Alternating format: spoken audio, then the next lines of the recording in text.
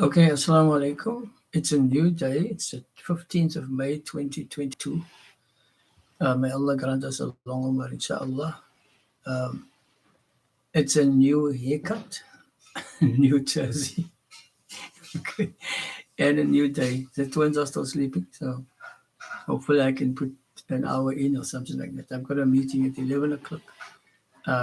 We'll end off where I'll start where I end off part six, which is basically that there was a Van Diemen placard around where the Dutch controlled some colonies where they allowed the Muslims to be free. And this particular placard, no one shall trouble the Ambonese about their religion or annoy them, so long as they do not practice in public or venture to propagate it amongst the Christians and heathens. Offenders to be punished with death, but should there be an amount amongst them those who had been drawn to God and to become Christian, they were not to be prevented from joining the Christian churches. You see that is a placard to protect the Muslims in the colonies that the Dutch controlled. That's before they came to to the Cape. Um, but when before the Mardekas, the free Muslim craftsmen, arrived in Cape Town in 1658, the same placard was re-established here in the Cape by Governor J. Maitseker, spelled Suyckeer, probably in anticipation of the advent of the Mardekas, the free Muslim craftsmen and women requested by Jan van Riebeeck as paid workers to develop the Cape of Good Hope. And so there is the evidence of the fact that the Boerkaap Muslims were not descendants of slaves, but the descendants of the Mardekas, the free Muslim craftsmen. You can see there at the background the girl twin, Sadia, is waking up. Now, maybe my voice is too loud, but she normally settles and just lies down and sucks her finger, and then she sleeps again. So let's continue. Let's just bring some life to reading a text. So there is the Assalamu alaikum, my baby. Assalamu alaikum. Say Assalamu alaikum to the people. Wait. Wa alaikum salam. You can lie down again, my baby, because Pa's going to continue reading. Okay. As the Muslims increased through immigration, natural birth rate, conversions, a need for and conversions. Now you see, there's the very important thing. There couldn't have been a slave community because they would not have had the structure to be able to invite new people or allow new people to come in, not allow new people, but to have the structure by which new Muslims people can become Muslims. Not only Christians became Muslim, but also slaves became Muslims, black slaves of Mozambique. As we'll see later on, the governor complains about the fact that the Mozambican slaves are becoming Muslim. And also the fact that the structure, also that some of the colonists became Muslim. Hence, you have different surnames that come from the Dutch and from the British. I mean, my surname is Arnold, and I'm in the Boerkaap, and I stay in a lane called Netherlands Lane. Okay, so it's like a whole mix of stuff.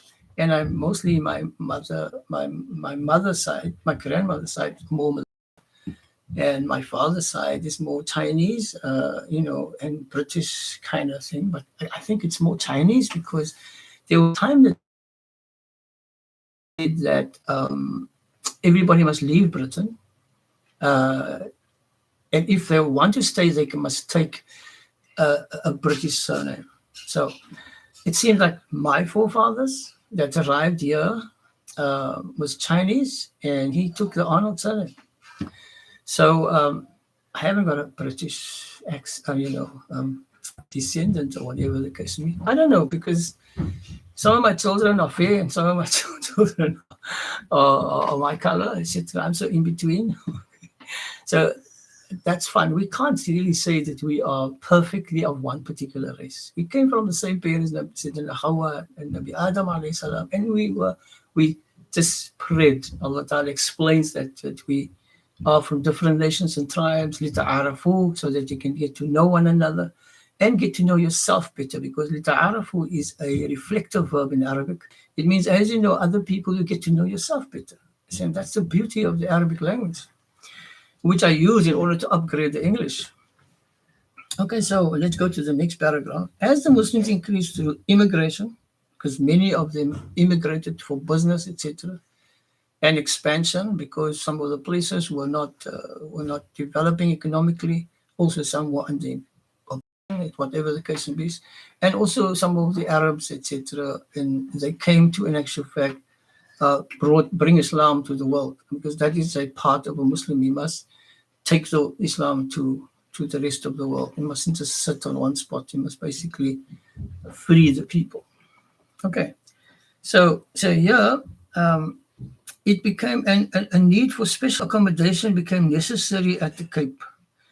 Tuan Guru, another Indonesian political exile, in 1793. I'll be with you now, baby. In 1793, after his release from Robben Island prison, attracted many followers, and this put pressure on the then Cape governor. You see, in 1793, Tuan Guru had followers. And again, you will say that it cannot have been slaves, because slaves were not free to acquire a religion or to attach themselves to a religion. So here Tuan Guru is freed in 1794. Slavery was still operative because slavery only became abolished in 1836, 1835, 1836. So there you can see another fact of the matter. And then Tuan Guru established a masjid in 1794, which is like on a plaque there in front of the Awal Mosque. And yet tourist guide says that the Muslims are descendants of slaves, and there's a big plaque in front of the Awal Mosque, the first mosque in South Africa, that it was established in 1994, which is a year after Tuan Guru in actual fact was released from Robben Island prison. If people say, well, okay, we are also descendants of exiles, political exiles, yes, I will believe that, because we in Bokap, we don't stand still against any particular authority. Even if we are few, we will stand up against any particular person who wants to threaten our religion or threaten our freedom, etc. So you still have that particular blood inside of us, yes. But the general people came from the craftsmen and the craftswomen, and you can still see it. The proof of the matter is we are still excellent craftsmen. No certification, some of them, many of them, no certification. Taught father and son, etc., and neighbors, etc., teaching each other and becoming an economic infrastructure on our own. Okay, so you have then Tuan Guru's first concern. The moment he was in actual fact released, his first concern was to start a Muslim school at the Cape. The first Muslim public school was established in Dorp Street, in a warehouse attached to the home of Corridon of Ceylon. Come here, my baby. Come here. We can come through and come sit on my lap for a minute. I love your two swans on your sweater. And then you can go greet your granny at the back and ask granny for some food. Say assalamu alaikum, people. Assalamu alaikum, people. Yes, so there you are. Assalamu alaikum. Say ashhadu an la ilaha illallah wa ashhadu anna Muhammadan Rasulullah sallallahu alaihi wasallam. Okay, so ask granny for something to eat or to drink, and then Pa can continue with the video. And you just be quiet, because Pa's busy with hard work. Okay, thank you very much, Michael.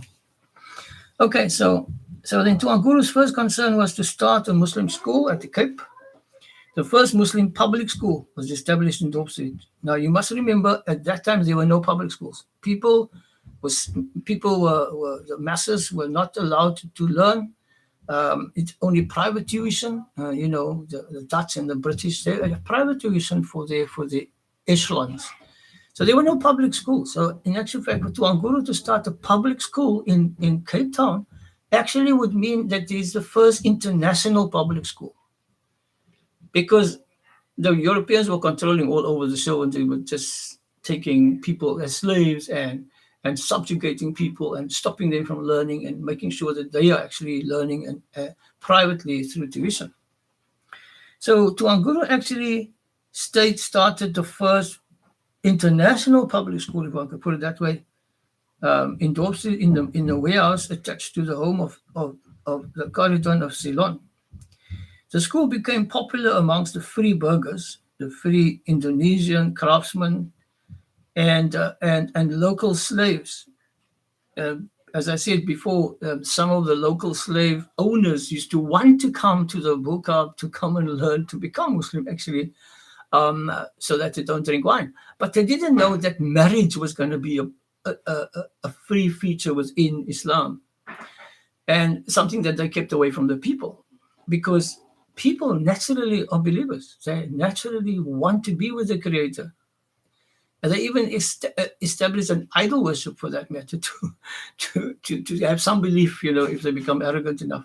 But people's natural tendency is to search for God. And the slave owners and the governors prevented even the slave owners from educating their slaves. It was actually banned. Now, that is a very interesting point, because the Muslims was never stopped from learning. And if they were slaves, they would have not had the knowledge to be able to propagate or to teach people Islam. So I'm pressing that point because it's quite hard for the colonialists, especially in Cape Town, who's after the apartheid tried to sell this particular narrative as, for tourism. We'll come to the point of the colorful houses, which is another joke. Okay. But a nice story to tell, And in fact, I complained against one tourist guide, and his manager came to me and says, "Look, we tell stories. Just like that, we tell stories. In other words, whether it's the truth or whether it's not the truth, we tell stories." And, the COVID-19 basically just smashed the tourist industry in Burqa. And so now they're not coming so much anymore. It's only the local people that are coming. So the Awal Mosque of Tuan Guru in Dorset in 1794 became the first public school. The homes of the free burghers, which is the free citizens, which is the Indonesian, the Muslims here, were also learning centers. The Muslim houses here in Burqa were also open learning centers. They have madrasas, different madrasas, not only Tuan Guru that started the public school openly in the masjid, but the people had madrasas in their homes. Again, another sign of the fact that the Muslims were not slaves. The homes of the free burghers were also learning centers. It provided refuge from physical oppression. Some of the slaves ran away and then came into Burqa, and they were eaten away by Muslims. They were cared for, and they received solace for the slaves and oppressed people who came to Burqa. The slaves experienced a sense of belonging amongst the free Muslim community, a very good point that Professor Adza makes. And it's not sucked out of his thumb. It's basically coming from documentation from the authorities, from the colonialists. The slaves experienced a sense of belonging amongst the free Muslim communities. By 1800, the slave benches in the Cape Grote Kerk, very important, were empty. They had a separate section for slave quarters in the churches. While the boss slave owner goes to church, the slaves must sit in the slave quarter in the Grote Kerk down here in Aggie Street. And they noticed that the slave quarters were becoming empty, right? And so Marais is quoted to have said, quote, "Islam did more than Christianity to bridge the gulf between slave and freeborn." A beautiful point. The Muslims that were free opened up their doors to the slaves became Muslim, and then they basically did not sit in the slave quarters anymore, because remember, slavery was an economic product, an economic item. So even if they become the black slaves became Muslim, they couldn't just chase them away, because they need the labor. So they would accommodate it. But the fact of the matter is, these Muslims will be more clean, and they will not drink wine, etc. And they wanted that kind of slave. So there's the statement of Mareh, is quoted to have said, Islam did more than Christianity to bridge the gulf between slave and freeborn. And there is the fact that the Muslims were freeborn and the slaves were in actual fact in bondage, but they came to work up and they were taught Islam, and they became Muslim, they could marry, etc., go back to their masters, but the fact of the matter, they then had to be respected. After 1780, the Cape experienced some religious tolerance. So the Dutch was a little bit about religion and faith. The steady growth of Muslims in the Cape and the improved economic position emboldened them to petition Sir George Young in 1800. You see there, another factor, I mean, I'm not going to point out anymore because I'm going to get boring when I point it out, but they petitioned in the 1800 Sir George Young for a mosque to be built for them in Cape Town. I mean, this is now, they want another mosque, right? Because the old mosque was very small. And they became Muslim and they were born free and they were establishing themselves. And here they actually had a petition in 1800. Remember, the slavery was abolished in 1836. For a mosque to be built for them. And permission was not granted, and the teaching of Islam in houses continued with impunity. By the beginning of the 9th century, handwritten Qur'ans under the tutelage of Tuan Guru was used. And we know that there's one in the masjid, Awal Masjid, one of the copies that was handwritten. And, we know Tuan Guru memorized the Qur'an. He was a Hafiz of Qur'an, and he wrote it from memory in Robben Island when he was on Robben Island. During his incarceration on Robben Island, he had hand-wrote a complete Qur'an from memory. And that is obviously a skill by the great help of the Creator. This copy was used to lead the transcription of handwritten copies of the Quran by Islamic students of the Cape Ahmad of the Cape. So these students, the adult students, he would actually teach them and they would write copies of it. Another copy was found now by Sheikh Uwaisi in the house of another gentleman family. But one was found in the roof of the Awal Mosque when they renovated it. And I was very fortunate to experience the change of the Awal Mosque from its old structure to the new structure that we have today. Many of the things which are artifacts are not used anymore, such as the mimbar was taken out. The new mimbar was, in actual fact, where the Imam stands on in order to give his lecture. It was replaced by some modern one. The stick is still there, the stick that they had in their hand, the Imam had in their hand, that is still there. The two pillars are still there of the original mihrab. They've actually built it into the new masjid, which actually demarcates the end of that masjid. And so you see the extension of the masjid at the back, where they also bought a house and then they extended the masjid into the house as well. I'm talking about now recently, okay? So being myself and having also started going to mosque when I was 16 years old, I'm now 67. Inshallah, if Allah grants me my health, I'll be 68 in August this year.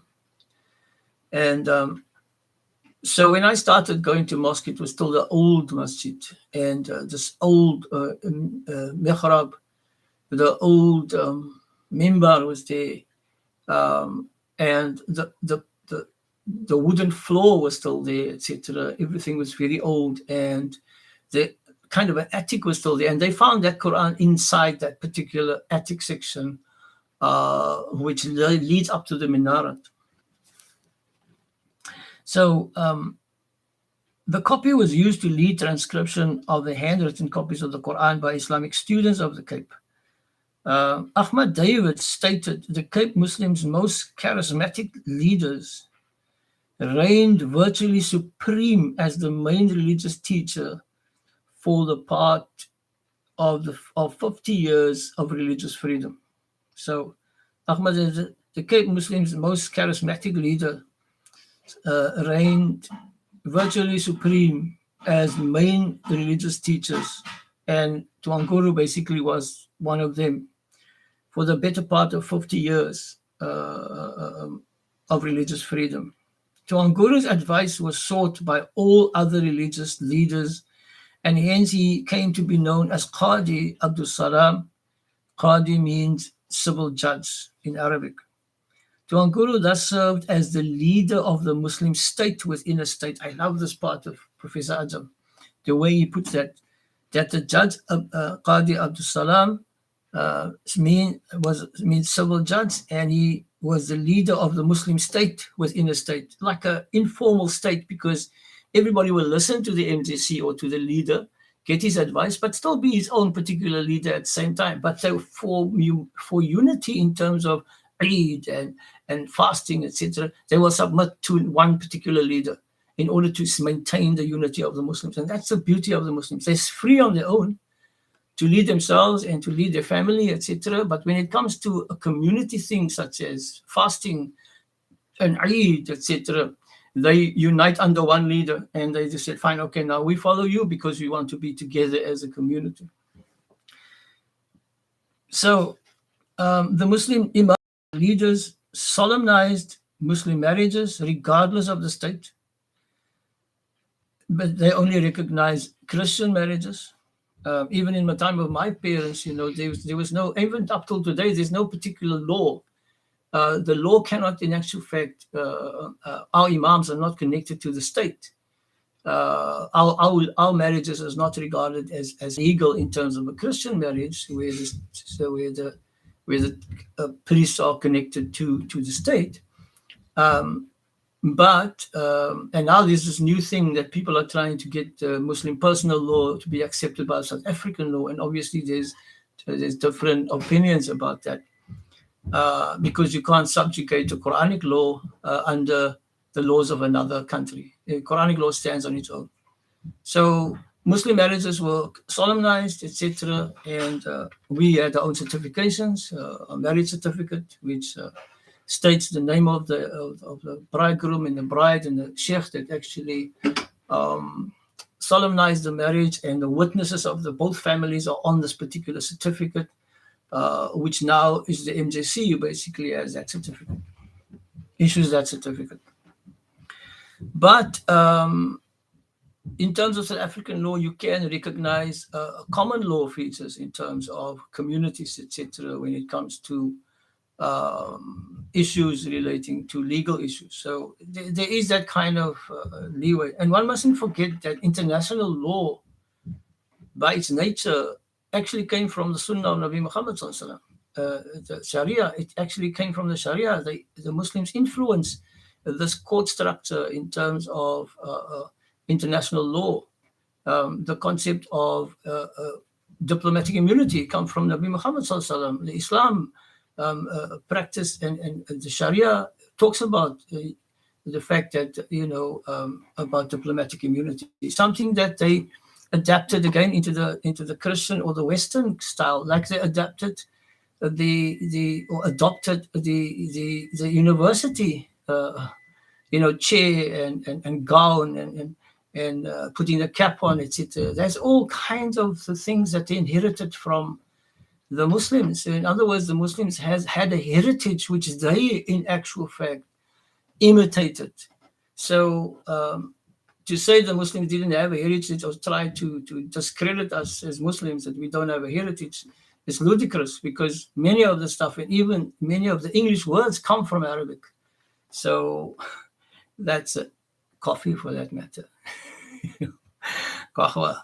It was a practice of the Sufis to drink coffee and to stay awake all night in order to make dhikr to Allah subhanahu wa ta'ala. And this was adapted eventually by the West and so on. They can't find what coffee is. Now they go for coffee for relaxation, So yes, a lot of things that we practice today, which we think is Western, actually comes from the Islamic heritage. So only the Christian marriages are recognized, but the Muslims, regardless of that, they still They still marry the people, because it's not about marriage that is recognized by man. It's marriage recognized by the Creator, Allah subhanahu wa ta'ala, that is more important. You cannot marry in Islam in a court and go and sleep with your husband and your wife. It's haram. You must go according to the Sunnah of Nabi Muhammad sallallahu alaihi wasallam. Then you are married by Allah subhanahu wa ta'ala. It is the Sunnah of Nabi Muhammad sallallahu alaihi wasallam. It is the order of Allah subhanahu wa ta'ala. You cannot get married in any other way except by an imam who follows the Sunnah of Nabi Muhammad sallallahu alaihi wasallam to marry you. If you can get married in any other way and you go sleep with your husband or your wife, you are committing haram. You're in a state of kufr. You're in a state of disobedience to Allah subhanahu wa ta'ala. So, in the wake of the increased non-white children of the Cape, learning Islam in its accepted officialdom came to be regarded as a potential subversive practice by the rulers. So the non-Muslim children, in actual fact, learning Islam, having their own schools, etc., was, oh my goodness, these people have got their own system here. This is like a subversive practice here by the rulers of the Cape. So Lord Caledon, a British governor of the Cape in 1807, expressed his concern that the imported Mozambican slaves were becoming Muslim. There is the very important one. Imported Mozambican slaves were becoming Muslim. Although there were not a lot of them that became Muslim from the Bo-Kaap, and our people, if it had a specific term, our people in the Bo-Kaap had a specific term for Muslims that became Muslim who were Mozambique, from Mozambique, black Muslims. They used to call them as Masbikas. Okay, so that's where the word Masbika come from in our particular language. Those were the few Muslims, Africans that became Muslim, and of the Mozambican slaves that we had a term for called Masbika. Okay, meaning coming from Mozambique or descendant of the Mozambican people. So that's a point of heritage, basically. Okay, so he then instructed the clergy to teach the gospel. He was becoming concerned because the Mozambican slaves were becoming Muslim, and so he instructed the clergy to teach the gospel to the slaves. Remember, it wasn't allowed to teach to teach them any religion, for that matter, or any learning. They couldn't be taught anything. They must just stay unlettered and just work.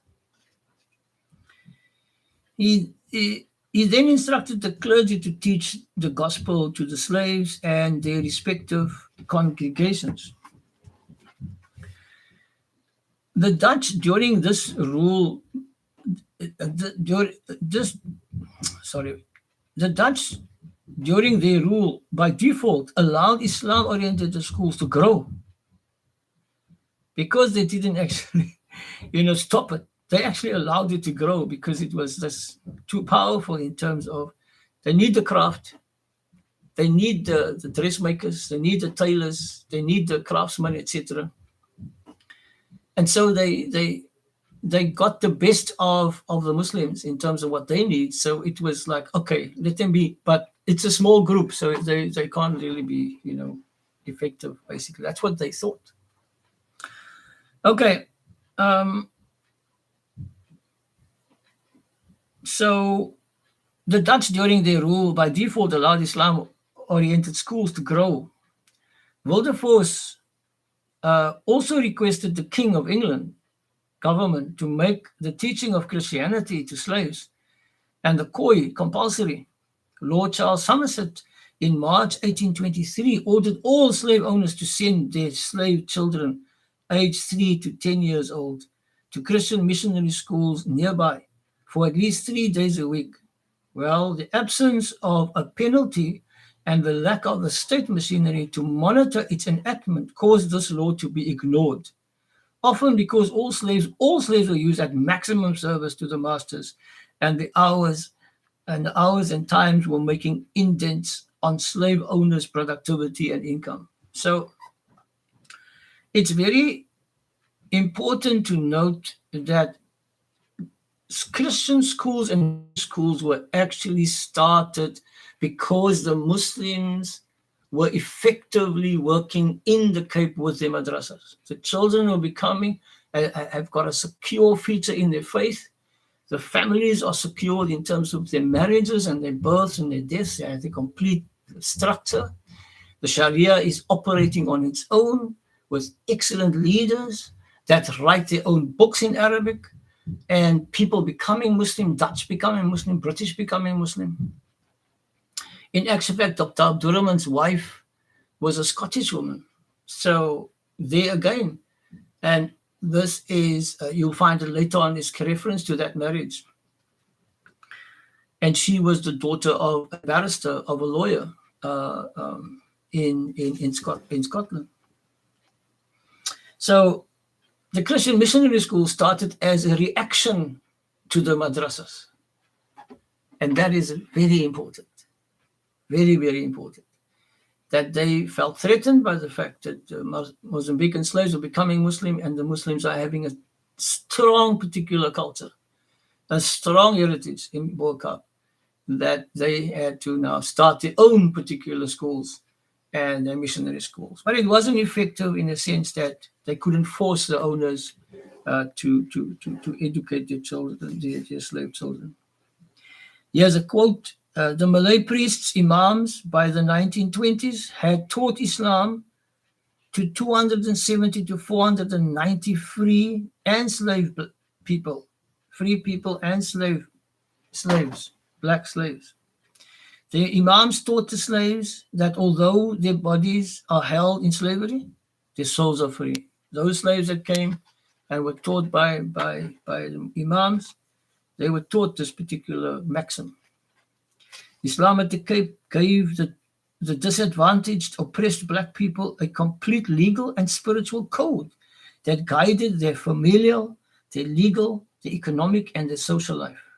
Islam gave the slaves an identity, a belonging, and a fearlessness that would lead to Muslim slaves, killing unfair, brutal slave owners as their religious warfare, the jihad, to free others from exploitation. This act caused slave owners to respect Muslim slaves and eventually forced them to free Muslim slaves who were there, who became Muslim. So the Muslim lifestyle under its own Sharia is Islamic code of law or Islamic guidance. I would say the guidance more, because Sharia actually means a water hole, a refreshment station. You go there and look at the Sharia. What does Sharia say? I want to do this, but what does Sharia say? It then guides you and it refreshes your mind, refreshes you to look back at your particular self. I'm going to have to stop. There's a phone call coming. Shukran to you for now.